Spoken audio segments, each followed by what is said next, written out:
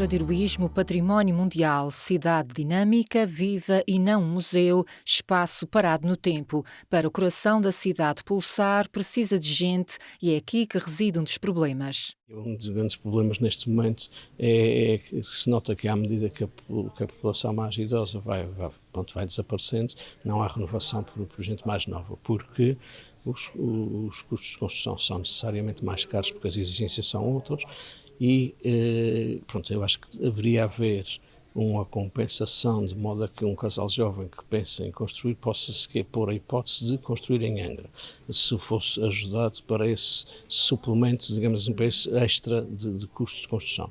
E por outro lado era criar uma legislação, atualizar a legislação que já está desatualizada, o plano de salvaguarda foi retificado, como disse, em 2005, mas já vinha sendo elaborado há muito tempo e, portanto, já está de certa forma a precisar de uma revisão, que era criar e pensar a cidade. Isto se faz também neste tipo de coisas, neste tipo de discussões e fóruns, e pensar em conjunto, não é? Pensar com os historiadores, pensar com os técnicos, com os arquitetos, com os engenheiros, com os políticos, pensar estas coisas em conjunto e fazer com que os custos de manutenção de qualquer bem patrimonial em Angra se diminuam, não é? Portanto, tomar opções para que, para além daquele investimento que a gente sabe que é adicional e que custa mais restaurar ou reabilitar do que construir de novo, é também minorar ou tentar minorar por diretivas e por pensar em soluções os custos de manutenção da habitação, de modo a que tornar Angra possível para os casais jovens, por exemplo, e as pessoas. O município de Angra aponta o excesso de atratividade como causa da situação. Bom, a questão fundamental neste momento é a questão do preço.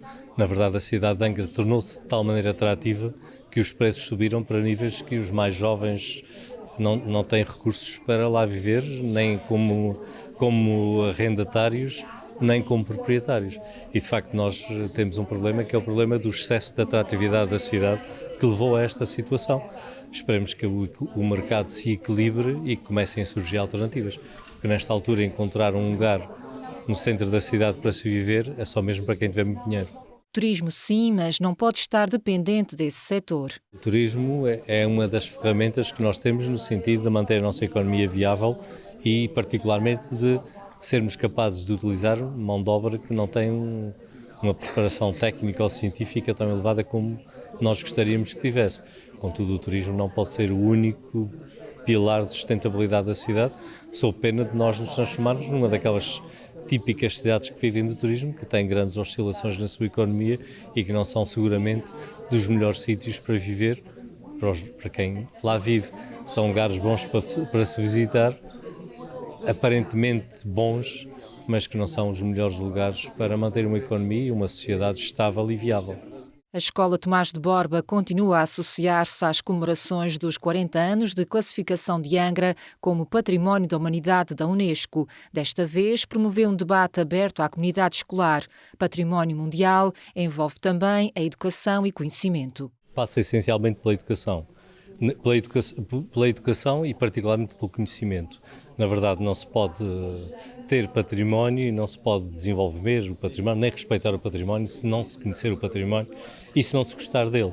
De facto, nós temos que ensinar nas nossas escolas, primeiro o que é o património, passar esta noção, depois conseguir transmitir os valores que estão subjacentes à questão do património.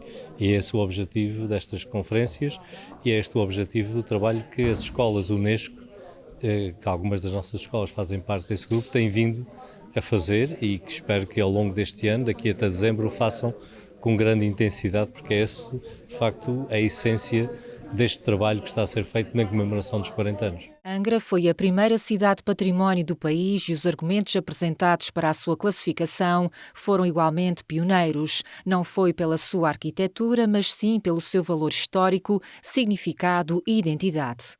Angra, aliás, foi o primeiro sítio que entrou na lista de Património Mundial e isso criou confusões mesmo na própria Unesco, nos corredores, nas pessoas, porque é fácil classificar uma coisa pelo estilo arquitetónico.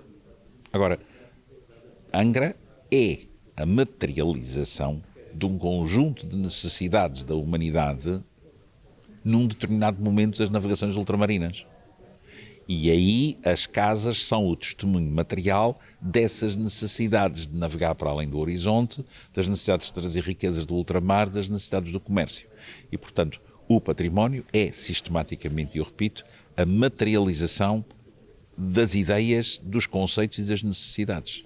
Miguel Cunha trabalhou durante um ano no gabinete da zona classificada de Angra do Heroísmo e aponta várias lacunas.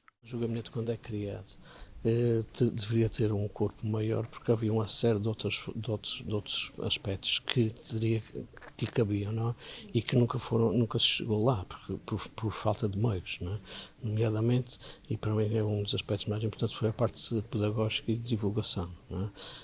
Porque deveria haver uma equipe complementar que trabalhava nas relações com outros centros históricos, nas cartografias, nos levantamentos dos existentes e, acima de tudo, teria um papel a nível de divulgação e de investigação até de novas tecnologias, e isso o gabinete nunca teve. Portanto, o gabinete foi mais uma entidade de cúpula, digamos assim, de dar pareceres e de pensar e a cidade, mas depois a parte da ligação com a população, nós tentávamos, enquanto lá estive aquele ano, tentámos fazê-lo em reuniões com as pessoas, recebíamos as pessoas que queriam construir, tentávamos explicar, mas não era suficiente. A legislação regional foi outra falha. Chegou tardiamente, o mesmo aconteceu com o plano de salvaguarda, que ainda está em vigor e que tem de ser atualizado. Foi um constrangimento e ainda é.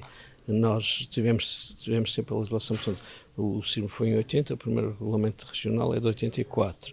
O gabinete é criado por essa legislação, mas só é regulamentado em 87. Portanto, depois tivemos até 99, até sair uma nova regulamentação que atualizou aquela. E o próprio plano de salvaguarda, do qual tivemos à espera uma data de tempo e que a Unesco exigia desde 87, só foi ratificado 35 anos após o sismo. A classificação é um grande bem cultural e patrimonial. Até lá chegar, houve desorganização ou falta de empenho no processo de candidatura. Eu não diria falta de empenho. Também não diria desorganização, mas as duas coisas estavam lá, sob a forma de Para que é que isso interessa? No fim de contas, o património, mesmo hoje em dia, continua a ser uma coisa que é muito bonita em dias de festa, mas que não se sabe exatamente o que é que se faz com ele nos outros dias do ano. É fácil pensar num hospital, é fácil pensar numa escola, é fácil pensar numa estrada ou numa ponte. Para que é que a gente salvaguarda um castelo, ou para que é que a gente salvaguarda uma igreja ou um elemento em ruínas, continua a ser algo muito complicado. Portugal estava a sair, é preciso não esquecer, do 25 de Abril, estava a sair de uma recessão, estamos em 80, 83, e o património cultural nunca foi em Portugal uma coisa muito interessante, porque é sempre vista do ponto de vista do olhar e não do recurso. Angra do Heroísmo foi capital do reino em 2 ocasiões importantes da história de Portugal. Hoje é um tesouro nacional à beira-mar plantado. Há 40 anos que é património mundial da Unesco.